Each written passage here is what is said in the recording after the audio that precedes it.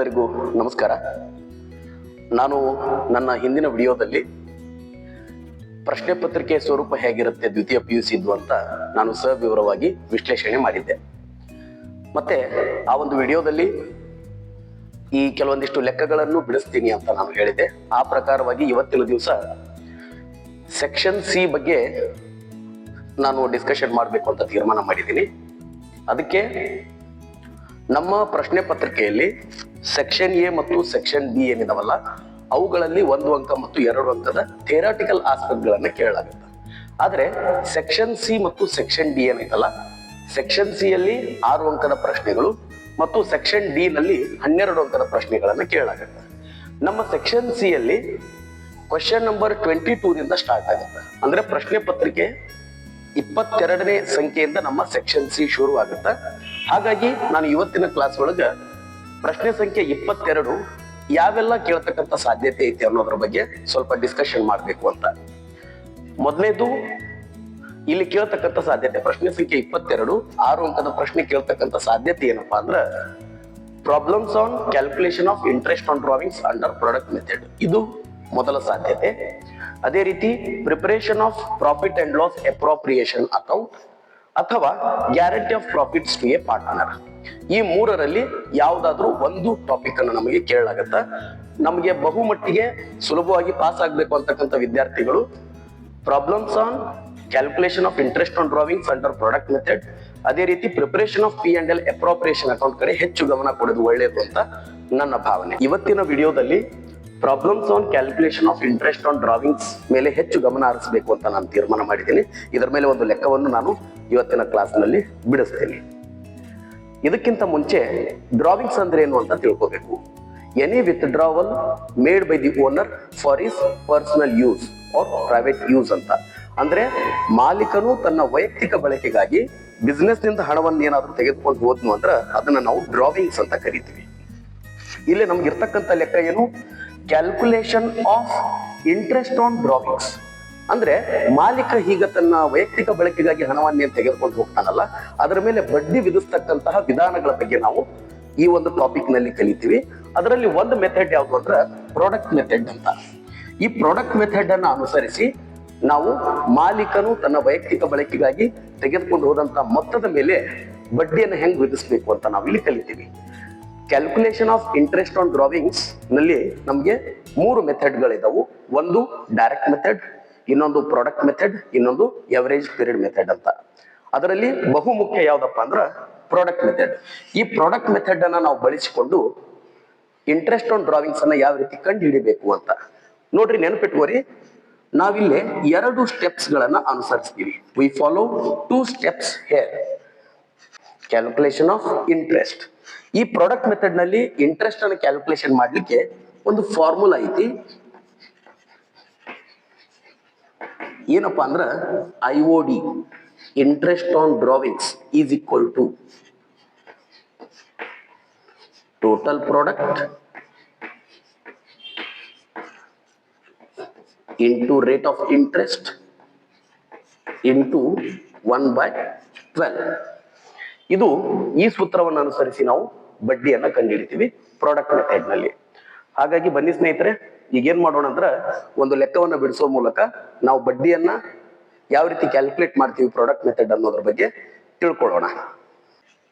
Calculation of interest on drawings under product method ನಮಗೆ 22ನೇ ಪ್ರಶ್ನೆ ಸಂಖ್ಯೆ ಯಾವ ರೀತಿ ಇರುತ್ತ ಅಂತ ನಾವು ಮೊದಲು ತಿಳ್ಕೊಳ್ಳೋಣ. ನಮಗೆ 22ನೇ ಪ್ರಶ್ನೆ ಕೊಡ್ತಕ್ಕಂಥ ರೀತಿ ಅಥವಾ ಸ್ವರೂಪ ಹೆಂಗಿರುತ್ತಂದ್ರ ಈ ರೀತಿ ಇರುತ್ತ. ಅದಕ್ಕೆ ನಾನು ಒಂದು ಮಾಡೆಲ್ ಕ್ವಶನ್ ಅನ್ನ ಬಿಡಿಸ್ತೀನಿ. ಸ್ವಲ್ಪ ಮೊದಲು ಪ್ರಶ್ನೆಯನ್ನ ನಾವು ಅರ್ಥ ಮಾಡ್ಕೊಳ್ಳೋಣ, ತದನಂತರ ಉತ್ತರಗಳನ್ನ ನಾವು ಸರಿಯಾಗಿ ಬಿಡಿಸಬಹುದು. ನೋಡ್ರಿ, ಮೊದಲು ಪ್ರಾಬ್ಲಮ್ ಓದ್ತೀನಿ, ಇದನ್ನ ಅರ್ಥ ಮಾಡ್ಕೋರಿ. ಇದಾದ್ಮೇಲೆ ಇದಕ್ಕೆ ಉತ್ತರವನ್ನು ನಾನು ಬಿಡಿಸ್ತೀನಿ. Pavitra and Suchitra are partners in a firm sharing profits and losses in the ratio of 3:2. Pavitra ಮತ್ತು ಸುಚಿತ್ರ ಅಂತಕ್ಕಂಥವ್ರು ಇಬ್ರು ಪಾಲುದಾರಿದ್ರಂತ. ಲಾಭ ಆಗ್ಲಿ ನಷ್ಟ ಆಗ್ಲಿ 3:2 ಪ್ರಮಾಣದಲ್ಲಿ ಹಂಚ್ಕೊಳ್ತಿದ್ರಂತ. Pavitra withdrew the following amounts during the year 2023-24. ಈ ಪವಿತ್ರ ಸುಚಿತ್ರ ಪಾರ್ಟ್ನರ್ ಗಳ ಪೈಕಿ ಪವಿತ್ರ ಅಂತಕ್ಕಂಥ ಪಾರ್ಟ್ನರು 23-24 ಒಂದು ವರ್ಷದ ಅವಧಿಯಲ್ಲಿ ಈ ಕೆಳ ಕಾಣಿಸಿದಂತೆ ಡ್ರಾವಿಂಗ್ಸ್ ಅನ್ನ ಮಾಡಿದಾಳಂತ. ಹಂಗಂದ್ರೆ ಆಕೆ ಯಾವಾಗ ಎಷ್ಟೆಷ್ಟು ಡ್ರಾಯಿಂಗ್ ಮಾಡಿದಾಳಂತ ತಿಳ್ಕೊಳ್ಳೋಣ. rupees 2000 on 1/6/2023, rupees 3000 on 30/9/2023, rupees 5000 on 30th November 2023, rupees 6000 on 1/1/2024. 2023-24 ಹಣಕಾಸು ವರ್ಷದಲ್ಲಿ ಪವಿತ್ರ ಅಂತಕ್ಕಂಥ ಪಾರ್ಟ್ನರು ಒಟ್ಟು 4 ಬಾರಿ ಬೇರೆ ಬೇರೆ ದಿನಾಂಕಕ್ಕೆ ಬೇರೆ ಬೇರೆ ಅಮೌಂಟ್ಸ್ ಅನ್ನ ಡ್ರಾವಿಂಗ್ ಮಾಡಿದಾಳಂತ. ಅದಕ್ಕಾಗಿ ಅವನೇನ್ ಹೇಳ್ತಾನ, interest on drawings is to be charged at the rate of 12% per annum. ಇದರ ಮೇಲೆ ಬಡ್ಡಿ ವಿಧಿಸ್ತಕ್ಕಂಥ ಪ್ರಮಾಣ ಎಷ್ಟೈತಂದ್ರ 1 ವರ್ಷಕ್ಕೆ 12% ಬಡ್ಡಿಯನ್ನ ವಿಧಿಸ್ಬೇಕಂತ. ಸೊ ಈ ಮಾಹಿತಿ ಬಹಳ ಇಂಪಾರ್ಟೆಂಟ್. ಎಷ್ಟು ಪರ್ಸೆಂಟೇಜ್ ಬಡ್ಡಿಯನ್ನ ವಿಧಿಸಬೇಕು, ಯಾವಾಗ ಎಷ್ಟೆಷ್ಟು ಡ್ರಾಯಿಂಗ್ಸ್ ಮಾಡಿದಾರ ಮತ್ತು ಎಷ್ಟು ಪರ್ಸೆಂಟೇಜ್ ಬಡ್ಡಿ ವಿಧಿಸಬೇಕು, ಇದ್ರ ಕಡೆ ನೀವು ಬಹಳ ಗಮನ ಕೊಡಬೇಕು. Calculate interest on Pavitra's drawings under product method ಹೇಳಿದ ನೋಡ್ರಿ, ಅಂಡರ್ ಪ್ರಾಡಕ್ಟ್ ಮೆಥಡ್ ಅಂತೇಳಿ ಫಾರ್ ದ ಇಯರ್ ಎಂಡೆಡ್ 31/3/2024. ಅಂದ್ರೆ ಈ ವರ್ಷದ ಕೊನೆ ಅನ್ನುವಷ್ಟರಲ್ಲಿ ಆಕೆಯ ಮೇಲೆ ಈ ಡ್ರಾವಿಂಗ್ಸ್ ಗಳ ಮೊತ್ತದ ಮೇಲೆ ಆಗ್ತಕ್ಕಂಥ ಒಟ್ಟು ಬಡ್ಡಿ ಎಷ್ಟು ಅಂತ ಕೇಳ್ತಾನ. ಇದು ನಮಗೆ 6 ಅಂಕಕ್ಕೆ ಕೇಳ್ತಕ್ಕಂಥ ಪ್ರಶ್ನೆ. ಸ್ನೇಹಿತರೆ, ನಾನು ಈಗಾಗಲೇ ಹೇಳಿದೆ, ನಾವು ಪ್ರಾಡಕ್ಟ್ ಮೆಥಡ್ ನಲ್ಲಿ ಬಡ್ಡಿಯನ್ನು ಕ್ಯಾಲ್ಕುಲೇಷನ್ ಮಾಡ್ಬೇಕಂದ್ರೆ 2 ಸ್ಟೆಪ್ ಗಳನ್ನ ಅನುಸರಿಸ್ತೀವಿ. ಮೊದಲೇದು ಕ್ಯಾಲ್ಕುಲೇಷನ್ ಆಫ್ ಟೋಟಲ್ ಪ್ರಾಡಕ್ಟ್, ಇನ್ನೊಂದು calculation of interest. Calculation of interest ಗೆ ಸೂತ್ರ ಏನೈತಪ್ಪ ಅಂದ್ರ interest on drawings is equal to total product into rate into 1/12. ಬನ್ನಿ ಹಂಗಿದ್ರೆ ಲೆಕ್ಕವನ್ನು ಹೆಂಗ್ ಬಿಡಿಸ್ಬೇಕು ಅಂತ ನಾನು ತೋರಿಸ್ತೀನಿ, ಸ್ವಲ್ಪ ಗಮನ ಕೊಡ್ರಿ. Solution,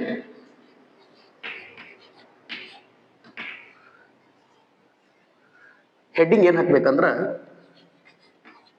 calculation of interest on drawings, calculation of interest on drawings under product method, under product method. First ಈ ರೀತಿ ಹೆಡ್ಡಿಂಗ್ ಹಾಕ್ಬೇಕು. ನೆಕ್ಸ್ಟ್ ಏನ್ ಮಾಡ್ಬೇಕಂದ್ರ ನಮ್ದು 1ನೇ ಸ್ಟೆಪ್ ಏನೈತಪ್ಪ, calculation of total product. Calculation of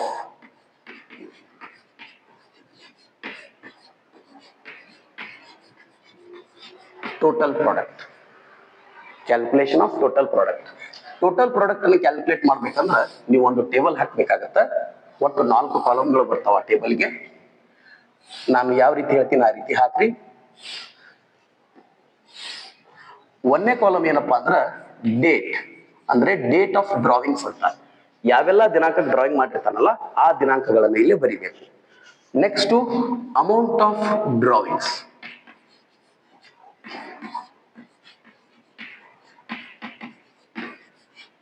amount of drawings ಅಂದ್ರ ಈ ದಿನಾಂಕಕ್ಕ ಅವನು 2000, 3000, 5000, 6000 ಈ ರೀತಿ ಡ್ರಾಯಿಂಗ್ ಮಾಡಿದಾನ. ಯಾವ್ಯಾವ ಮೊತ್ತಗಳನ್ನು ಅವ್ನು ಡ್ರಾಯಿಂಗ್ ಮಾಡಿದಾನಲ್ಲ ಅದನ್ನ ಈ ಕಾಲಮ್ ನಲ್ಲಿ ಬರೀಬೇಕು. Next outstanding period in months. Outstanding period in months ಅಂದ್ರ ಅವನು ಡ್ರಾವಿಂಗ್ ಮಾಡಿದ ದಿನಾಂಕದಿಂದ ವರ್ಷದ ಕೊನೆಯ ತಾರೀಕಿನವರೆಗೆ ಎಷ್ಟು ಅವಧಿ ಬಾಕಿ ಉಳಿತೈತಲ್ಲ ಅದನ್ನ ನಾವು ಔಟ್ಸ್ಟ್ಯಾಂಡಿಂಗ್ ಪೀರಿಯಡ್ ಅಂತ ಕರಿತೀವಿ. ಸೊ ಅದನ್ನ ನಾವು ಅಲ್ಲೇ ಬರಿಬೇಕಾಗತ್ತೆ. ಅದನ್ನ ಹೆಂಗ ಕಂಡುಹಿಡಿಬೇಕಂತ ನಾನು ಹೇಳ್ತೇನೆ. Next product. ಒಟ್ಟು 4 ಕಾಲಮ್ಗಳು ಬರ್ತಾವ. ಸೊ ಮೊದಲ ಕಾಲಮು ಡೇಟು, 2ನೇ ಕಾಲಮು ಅಮೌಂಟ್ ಆಫ್ ಡ್ರಾವಿಂಗ್ಸ್. ಇದಕ್ಕೆ ಸಂಬಂಧಪಟ್ಟಂತ ಮಾಹಿತಿಯನ್ನ ಲೆಕ್ಕದಲ್ಲಿನೇ ಕೊಟ್ಟಿರ್ತಾನ. ಡೇಟ್, ಅಮೌಂಟ್ ಆಫ್ ಡ್ರಾವಿಂಗ್ಸ್ ಇದನ್ನ ಯಥಾವತ್ತಾಗಿ ಅಲ್ಲಿ ಬರೀರಿ. ಮೊದಲೇ ಡ್ರಾಯಿಂಗ್ ಮಾಡಿದ್ದವನು 1/6/2023ಕ್ಕೆ 2000 ರೂಪಾಯಿ. ಹಾಗಾಗಿ 1/6/2023 ಡೇಟ್ ಕಾಲಮ್ ನಲ್ಲಿ ಬರೀರಿ. ಅವಾಗ ಎಷ್ಟು ಡ್ರಾಯಿಂಗ್ ಮಾಡಿದಾನ? 2000 ರೂಪಾಯಿ ಡ್ರಾಯಿಂಗ್ ಮಾಡಿದಾನ. ನೆಕ್ಸ್ಟ್ 30/9/2023 2ನೇ ಡ್ರಾಯಿಂಗ್. 30/9/2023 ಅವಾಗ 3000 ರೂಪಾಯಿ ಡ್ರಾಯಿಂಗ್ ಮಾಡಿದಾನೆ. ನೆಕ್ಸ್ಟ್ 30/11/2023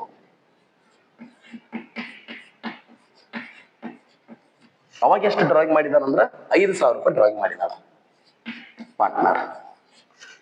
ನೆಕ್ಸ್ಟ್ 1/1/2024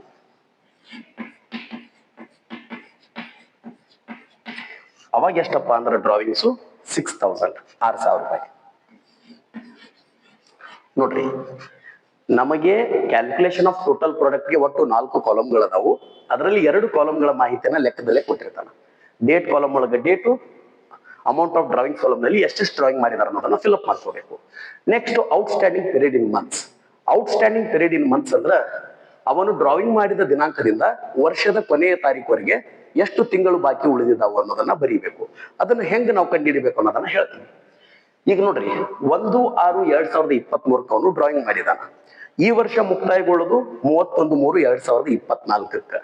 ಸೊ 1/6/2023 31/3/2024 ಎಷ್ಟು ತಿಂಗಳು ಬಾಕಿ ಉಳಿತೈತಿ ನೋಡ್ರಿ. 6ನೇ ತಿಂಗಳು ಅಂದ್ರ ಜೂನ್ 1ನೇ ತಾರೀಕಿಗೆ ಡ್ರಾಯಿಂಗ್ ಮಾಡಿದಾನ. ನೆನಪಿಟ್ಕೋರಿ, ಯಾವುದೇ ತಿಂಗಳಿನ ಮೊದಲ ತಾರೀಕಿಗೆ ಡ್ರಾಯಿಂಗ್ ಮಾಡಿದ್ರ ಆ ತಿಂಗಳನ್ನು ಸೇರಿಸಿ ಮಾರ್ಚ್ ವರೆಗೂ ಕೌಂಟ್ ಮಾಡಬೇಕು.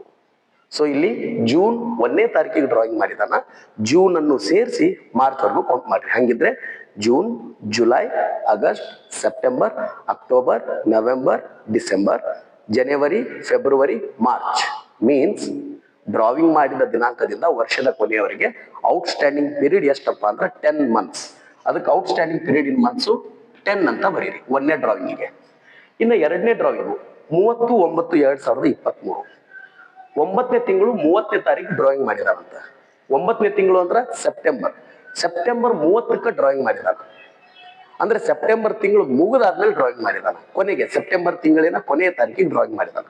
ನೆನಪಿಟ್ಕೋರಿ, ಯಾವುದೇ ತಿಂಗಳಿನ ಕೊನೆಯ ತಾರೀಕಿಗೆ ಡ್ರಾಯಿಂಗ್ ಮಾಡಿದ್ರ ಆ ತಿಂಗಳನ್ನ ಬಿಟ್ಟು ನೆಕ್ಸ್ಟ್ ಮಂತ್ ಇಂದ ಮಾರ್ಚ್ ವರೆಗೂ ಕೌಂಟ್ ಮಾಡ್ಬೇಕು. ಅಂದ್ರೆ ಇಲ್ಲಿ ಸೆಪ್ಟೆಂಬರ್ 30ಕ್ಕೆ ಡ್ರಾಯಿಂಗ್ ಮಾಡಿದಾನಂದ್ರ ಸೆಪ್ಟೆಂಬರ್ ಬಿಡ್ರಿ, ಯಾಕಂದ್ರೆ ಆ ತಿಂಗಳು ಮುಗಿದು ಬಿಟ್ಟೈತಿ. ಸೆಪ್ಟೆಂಬರ್ ಬಿಟ್ಟು ನೆಕ್ಸ್ಟ್ ಮಂತ್ ಯಾವುದು? ಅಕ್ಟೋಬರ್ ಇಂದ ಮಾರ್ಚ್ ವರೆಗೂ ಕೌಂಟ್ ಮಾಡ್ರಿ. ಅಂದ್ರೆ ಅಕ್ಟೋಬರ್, ನವೆಂಬರ್, ಡಿಸೆಂಬರ್, ಜನವರಿ, ಫೆಬ್ರವರಿ, March means outstanding period for second drawings is 6 months. ಇನ್ನ ನವೆಂಬರ್ 30ನೇ ತಾರೀಕು 3ನೇ ಡ್ರಾಯಿಂಗ್ ಮಾಡಿದಾನ. ಅಂದ್ರೆ ನವೆಂಬರ್ ತಿಂಗಳು ಮುಗಿದು ಬಿಟ್ಟೈತಿ. 30th November 30/11. ಸೊ 11ನೇ ತಿಂಗಳು ಮುಗಿದು ಬಿಟ್ಟೈತಿ. 12ನೇ ತಿಂಗಳಿಂದ ಮಾರ್ಚ್ ವರೆಗೂ ಕೌಂಟ್ ಮಾಡ್ರಿ. 12 ಅಂದ್ರೆ ಡಿಸೆಂಬರ್, ಜನವರಿ, ಫೆಬ್ರವರಿ, ಮಾರ್ಚ್ ಅಂದ್ರೆ ಔಟ್ಸ್ಟ್ಯಾಂಡಿಂಗ್ ಪೀರಿಯಡ್ 4 months. ಇನ್ನ ಲಾಸ್ಟ್ ಡ್ರಾವಿಂಗ್ಸು 1/1/2024 ಮಾಡಿದಾರ. ನೋಡ್ರಿ, ಜನವರಿ 1ನೇ ತಾರೀಕಿಗೆ ಡ್ರಾಯಿಂಗ್ ಮಾಡಿದಾರ. ನಾನು ಈಗಾಗಲೇ ಹೇಳಿದಂತೆ ಯಾವುದೇ ತಿಂಗಳಿನ ಮೊದಲ ತಾರೀಕಿಗೆ ಡ್ರಾಯಿಂಗ್ ಮಾಡಿದ್ರೆ ಅದನ್ನು ಸೇರಿಸಿ ಮಾರ್ಚ್ ವರೆಗೂ ಕೌಂಟ್ ಮಾಡ್ರಿ. ಈಗ ಜನವರಿ 1ನೇ ತಾರೀಕಿಗೆ ಡ್ರಾಯಿಂಗ್ ಮಾಡಿರೋದ್ರಿಂದ ಜನವರಿ, ಫೆಬ್ರವರಿ, March means outstanding period is 3 months. ಈ ರೀತಿ ನಾವು ಔಟ್ಸ್ಟ್ಯಾಂಡಿಂಗ್ ಪೀರಿಯಡ್ ಅನ್ನ ಬರೀಬೇಕು. ಇನ್ನೊಮ್ಮೆ ನಾನು ರಿಪೀಟ್ ಮಾಡ್ತೀನಿ. ಯಾವುದೇ ತಿಂಗಳಿನ ಮೊದಲ ತಾರೀಕಿಗೆ ಡ್ರಾಯಿಂಗ್ ಮಾಡಿದ್ರ ಆ ತಿಂಗಳನ್ನು ಸೇರಿಸಿ ಮಾರ್ಚ್ ವರೆಗೂ ಕೌಂಟ್ ಮಾಡ್ರಿ. ಅಥವಾ ಯಾವುದೇ ತಿಂಗಳಿನ ಕೊನೆಯ ತಾರೀಕಿಗೆ ಡ್ರಾಯಿಂಗ್ ಮಾಡಿದ್ರ ಆ ತಿಂಗಳನ್ನ ಬಿಟ್ಟು ನೆಕ್ಸ್ಟ್ ಮಂತ್ ಇಂದ ಮಾರ್ಚ್ ವರೆಗೂ ಕೌಂಟ್ ಮಾಡ್ರಿ. ಆ ರೀತಿ ಕೌಂಟ್ ಮಾಡಿದ್ರೆ ನಿಮ್ಗೆ ಔಟ್ಸ್ಟ್ಯಾಂಡಿಂಗ್ ಪೀರಿಯಡ್ ಸರಿಯಾಗಿ ಸಿಗುತ್ತೆ. ಓಕೆ, ಇನ್ನು ಪ್ರಾಡಕ್ಟ್, ಲಾಸ್ಟ್ ಕಾಲಮ್. ಪ್ರಾಡಕ್ಟ್ ಅಂದ್ರೆ ಏನ್ ಗೊತ್ತಾ? 2 ಸಂಖ್ಯೆಗಳನ್ನ ಗುಣಿಸಿದಾಗ ಬರ್ತಕ್ಕಂಥ ಉತ್ತರ ಏನಿತ್ತಲ್ಲ ಅದಕ್ಕೆ ನಾವು ಪ್ರಾಡಕ್ಟ್ ಅಂತ ಕರಿತೀವಿ. ಇಲ್ಲಿಯೂ ಸಹ ಹಂಗೆ ನಾವು column number 2, column number 3 multiply ಮಾಡಬೇಕು, ಗುಣಿಸಬೇಕು. ಅವಾಗ ಬರ್ತಕ್ಕಂಥ ಉತ್ತರವನ್ನ ಪ್ರಾಡಕ್ಟ್ ಕಾಲಮ್ ನಲ್ಲಿ ಬರೀಬೇಕು. ಅಂದ್ರೆ column number 2 2000, outstanding period is column number 3. 2000 into 10 20,000. 3000 into 6 18,000. 5,000 into 4 20,000. 6,000 into 3 18,000 18,000. So product method ನಾವು ಈ ರೀತಿ ಫಿಲ್ ಮಾಡ್ಕೋಬೇಕು. ನೆಕ್ಸ್ಟ್ ಏನ್ ಮಾಡ್ಬೇಕಪ್ಪ ಅಂದ್ರೆ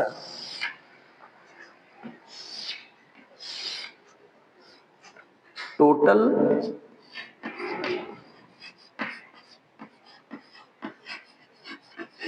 ಪ್ರಾಡಕ್ಟ್. ಇದು ಪ್ರಾಡಕ್ಟ್ ಅನ್ನ ಟೋಟಲ್ ಮಾಡಿದ್ರೆ ಬರ್ತಕ್ಕಂಥದ್ದೇ ಟೋಟಲ್ ಪ್ರಾಡಕ್ಟ್. ಹಾಗಾಗಿ 20,000 18,000 20,000 18,000 ಟೋಟಲ್ ಎಷ್ಟಾಗುತ್ತೆ ಅಂದ್ರೆ 76,000 ರೂಪಾಯಿ ಆಗುತ್ತೆ. ಟೋಟಲ್ ಪ್ರಾಡಕ್ಟ್ ಎಷ್ಟಾಗುತ್ತೆ? 76,000 ಆಗುತ್ತೆ. ಸೊ ನಾವು calculation of interest on drawings ನಲ್ಲಿ 1ನೇ ಸ್ಟೆಪ್ ಯಾವುದು? Calculation of total product. Total product ಅನ್ನು ನಾವು ಈ ವಿಧಾನವನ್ನು ಅರಿಸಿ ಅನುಸರಿಸಿ ಕಂಡುಹಿಡಿಬೇಕು. ಈಗ ನಾವು ಟೋಟಲ್ ಪ್ರಾಡಕ್ಟ್ ಎಷ್ಟು ಕಂಡುಹಿಡಿದ್ವಪ್ಪ ಅಂದ್ರೆ 76,000 ಆಯ್ತು ಈ ಲೆಕ್ಕದ್ದು. ಇನ್ನು ಎರಡನೇ ಸ್ಟೆಪ್, ಒಂದನೇ ಸ್ಟೆಪ್ ಆಯ್ತಾ, ಎರಡನೇ step calculation of interest. Calculation of interest ಇದು ಎರಡನೇ ಸ್ಟೆಪ್. ಇದ್ರೊಳಗ ಒಂದು ಸೂತ್ರ ಐತೆ ಅಂತ ಹೇಳಿದೆ ನಾನು. ಏನಪ್ಪಾ ಅಂದ್ರ IOD is equal to total product into rate into 1/12. ಇದು ಸೂತ್ರ. ಇಂಟ್ರೆಸ್ಟ್ ಅನ್ನು ಕ್ಯಾಲ್ಕುಲೇಷನ್ ಮಾಡ್ಬೇಕಾದ್ರೆ ಈ ಸೂತ್ರವನ್ನ ಅನುಸರಿಸಿಬಿಡ್ಬೇಕು. ಓಕೆ, ಈಗ ಸೂತ್ರವನ್ನ ಅಪ್ಲೈ ಮಾಡ್ರಿ. IOD is equal to total product. Total product ಎಷ್ಟೈತಿ? 76,000 ಐತಿ. ಅದಕ್ಕೆ 76,000 ಇಂಟು ರೇಟ್. ರೇಟ್ ಅಂದ್ರೆ ರೇಟ್ ಆಫ್ ಇಂಟ್ರೆಸ್ಟ್, ಬಡ್ಡಿಯ ಪ್ರಮಾಣ ಎಷ್ಟೈತದು? 12/100 ಇಂಟು 1/12. ಅದನ್ನ ಯಥಾವತ್ತಾಗಿ ಬರೀರಿ, 1/12. ಸೊ ಟೋಟಲ್ ಎಷ್ಟಪ್ಪ ಬರ್ತಂದ್ರೆ ಇದನ್ನು ಕ್ಯಾಲ್ಕುಲೇಷನ್ ಮಾಡಿದಾಗ 760, 760 ರೂಪಾಯಿ. There four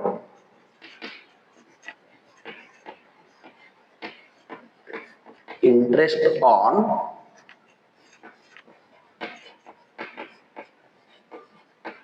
Pavitra's drawings is rupees 760. ಈ ರೀತಿ ನಿಮ್ಮ ಉತ್ತರ ಪರಿಪೂರ್ಣವಾಗಿರ್ಬೇಕು. ಮೇಲೆ ಸರಿಯಾಗಿ ಹೆಡ್ಡಿಂಗ್ ಹಾಕ್ಬೇಕು. Calculation of interest on drawings under product method ಅಂತ ಹೆಡ್ಡಿಂಗ್ ಹಾಕ್ಬೇಕು. 2 ಸ್ಟೆಪ್ಗಳನ್ನು ಅನುಸರಿಸಿ ಬಡ್ಡಿ ಎಷ್ಟಂತ ಕಂಡುಹಿಡಿಬೇಕು ಮತ್ತು ಕೊನೆಗೆ ಕನ್ಕ್ಲೂಷನ್ ಬರೀಬೇಕು. ಬರೆದು ಇದಕ್ಕೂ ಒಂದು ಮಾರ್ಕ್ಸ್ ಇರುತ್ತೆ. ಹಾಗಾಗಿ ನಿಮ್ಮ ಉತ್ತರ ಪರಿಪೂರ್ಣವಾಗಿರ್ಬೇಕು. ನೋಡ್ರಿ, ಪ್ರಶ್ನೆ ಸ್ವರೂಪ ಈ ರೀತಿ ಇರುತ್ತೆ. 22ನೇದ್ದು calculation of interest on drawings under product method. ಅದಕ್ಕೆ ನಿಮ್ಮ ಉತ್ತರ ಈ ರೀತಿ ಇರಬೇಕು. ಸೊ ಈ ಒಂದು ವಿಡಿಯೋ ನಿಮಗೆ ಹೆಲ್ಪ್ ಆಗಿದೆ ಅಂತ ನಾನು ಅನ್ಕೊಳ್ತೀನಿ. ನಿಮ್ಮ ಬೇರೆ ಬೇರೆ ಜಿಲ್ಲೆಗಳ ಪ್ರಶ್ನೆ ಪತ್ರಿಕೆಗಳನ್ನ ಮತ್ತು ಕಳೆದ ವರ್ಷದ ಮತ್ತು ಹಿಂದಿನ ಪ್ರಶ್ನೆ ಪತ್ರಿಕೆಗಳನ್ನ, ಮಾಡೆಲ್ ಕ್ವಶನ್ ಪೇಪರ್ಗಳನ್ನ ಗಮನಿಸ್ರಿ. ಅಲ್ಲಿ 22ನೇ ಪ್ರಶ್ನೆ ಯಾವುದ್ರ ಮೇಲೆ ಕೇಳಲಾಗೈತಿ ಅಂತ ಒಮ್ಮೆ ಗಮನಿಸ್ರಿ. ಒಂದು ವೇಳೆ interest on drawings under product method ಕೇಳಲಾಗಿತ್ತು ಅಂದ್ರ ನಾನು ಬಿಡಿಸಬೇಕಾದ್ರೆ ಅನುಸರಿಸಿದ ವಿಧಾನವನ್ನ ಅನುಸರಿಸಿ ನೀವು ಬಿಡಿಸಕ್ ಟ್ರೈ ಮಾಡ್ರಿ. ನಿಮಗೆಲ್ಲರಿಗೂ ಒಳ್ಳೇದಾಗ್ಲಿ. I wish you all the best. Thanks for watching this video.